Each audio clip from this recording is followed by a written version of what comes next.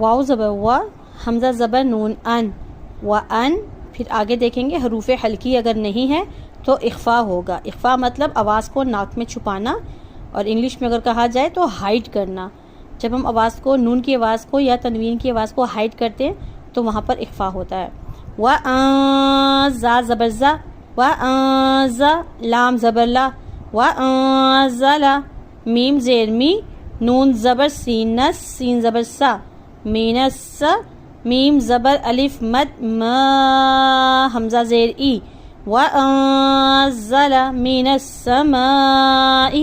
میم زبر الف مد ما، حمزہ دو زبر ان، ما ان. سیم یہاں پر بھی وہی حساب ہے جیسے نون ساکن کا تھا کہ تنوین کے بعد جب حروف حلقی کے علاوہ کوئی اور ہو تو پھر اخفا ہوتا ہے. وَأَنزَلَ مِنَ السَّمَاءِ مَاءً.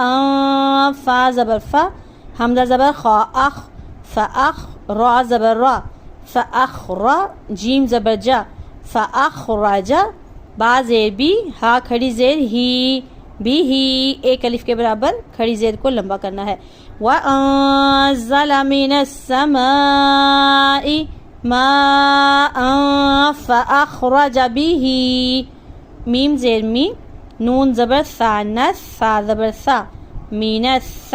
میم زبر ما، مینثما. را کھڑی زبر را، مینثمرا. تا زیر تی، مینثمراتی. را زیر زا، رز. قاف دو زبر لام قل، رزقل. لام زبر لا، رزقل.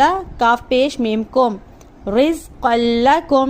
را کے نیچے زیر ہے تو باریک پڑا جائے گا.